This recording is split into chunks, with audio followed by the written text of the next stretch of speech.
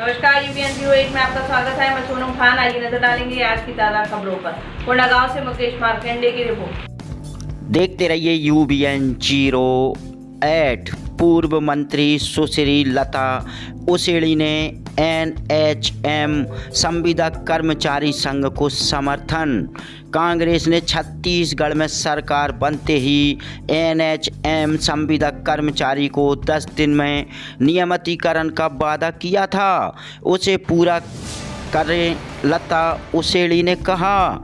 Chhattisgarh NHM के banner तले कोंडागांव के स्वास्थ्य विभाग में पदस्थ संविदा कर्मचारी के नियमितीकरण की मांग को लेकर अनिश्चितकालीन हड़ताल पर हैं। देखते रहिए यूबीएन 08। भूपेश बघेल जी मुख्यमंत्री जी हैं, उन सारे लोगों ने ये कहा था कि हमारी सरकार आप बनवाइए, हमें मदद करिए, सहयोग करिए, और जैसे ही हमारी सरकार बनेगी 10 दिन के भीतर हम आपको रेगुलर कर देंगे। लेकिन आज 2 साल होने जा रहा है, लगातार एनएचएम के सारे कर्मचारी, प्रांतीय पदाधिकारी, जिला के पदाधिकारी सरकार के लोगों से लगातार मिलने का प्रयास कर रहे हैं। माननीय स्वास्थ्य मंत्री जी टीएस सिंहदेव जी से, भूपेश बघेल जी से ये भी हम लोगों को पता लग रहा है कि मिलने से भी इनकार कर दिया जा रहा है हमारे सभी कर्मचारी बंधुओं को। तो आपकी जो घोषणाएं थी उस घोषणा पे अमल करें, उन्हें पूरा करें, क्योंकि अभी जो वर्तमान परिस्थिति है कोरोना की वजह से काफी संकट में सारा समाज है, सारा प्रदेश है, सारा इलाका है, और जिस तरह से ये लोग सेवा दे रहे हैं निश्चित तौर पे इनके ऊपर भी संकट है। घर घर जा रहे हैं, बीच में कोरोना काल में मलेरिया का टेस्ट हुआ, कोविड-19 का टेस्ट में लगातार लगे हुए, तो निश्चित तौर पे इस तरह से जब सेवाएं ये दे रहे हैं तो इनकी मानसिक पीड़ा को भी सरकार को समझनी चाहिए।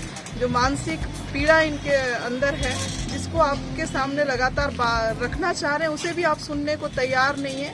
आप इनकी उपेक्षा कर रहे हैं, इन्हें उपेक्षित कर रहे हैं, जिनकी वजह से आज इन्हें अपना काम छोड़ के सड़क पे आने की नौबत आ गई। आज यहाँ पे हड़ताल के रूप में बैठे हुए, और कल के समाचार पत्रों में पता लगा, माननीय टीएस सिंहदेव जी का बयान भी है कि धमकी दिया जा रहा है कि आप काम पे वापस जाएं वरना आपको काम से निकाल दिया जाएगा।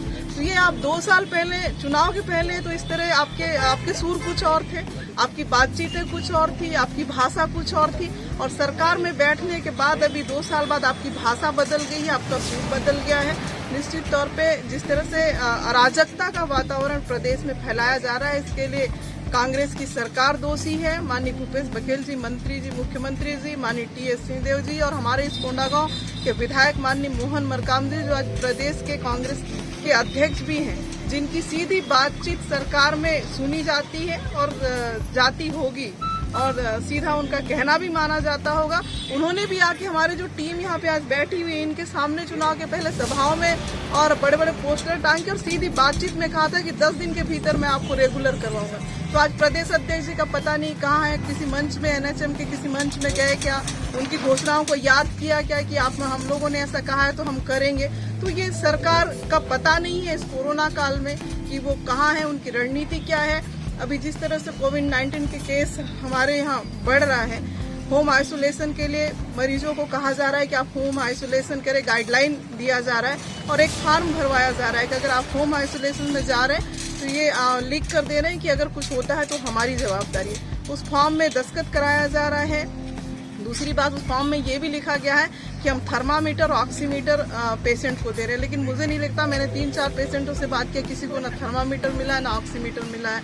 तो इस तरह की नीति अलग अलग जिलों में, अलग अलग जगहों में अलग अलग तरह की नीति बनाना, ये कहीं ना कहीं जनता को गुमराह कर रहे हैं। और पूरी टीम, हमारे स्वास्थ्य विभाग का पूरा अमला आज जो है लगातार 10 साल, 5 साल, 7 साल, 8 साल, 12 साल से सेवा दे रही है संविदा कर्मचारी के रूप में। एनएचएम के हमारे सारे कर्मचारी आज उन्हें अपना जीवन अधर में लटका हुआ दिख रहा है, संकट में उनका अपना जीवन दिख रहा है, जिसकी वजह से आज उन्हें काम छोड़ के इस विकट काल में भी सरकार को होश में लाने के लिए हड़ताल का स्वरूप लेना पड़ा है। मुझे लगता है कि भूपेश बघेल जी को, स्वास्थ्य मंत्री जी को जागना होगा और इनकी बातें माननी होगी, और इनकी अपील को सुने, ताकि जो स्वास्थ्य सेवाएं बेहतर हो, इसमें इनकी बहुत बड़ी भूमिका है। जिस तरह से आपकी गलत नीतियों की वजह से जो व्यवस्थाएं चरमरा गई है, अगर इतने बड़े अमला को आपने नकार दिया, उपेक्षित कर दिया, तो आने वाला समय में छत्तीसगढ़, पूर्व समय में जिस तरह से छत्तीसगढ़ को बीमार राज्य कहा जाता था, लेकिन पूर्व सरकार जो रही है माननीय डॉक्टर रमन सिंह जी के नेतृत्व में जिस तरह से हमारी सरकार के नेतृत्व में छत्तीसगढ़ ग्रोथ किया है,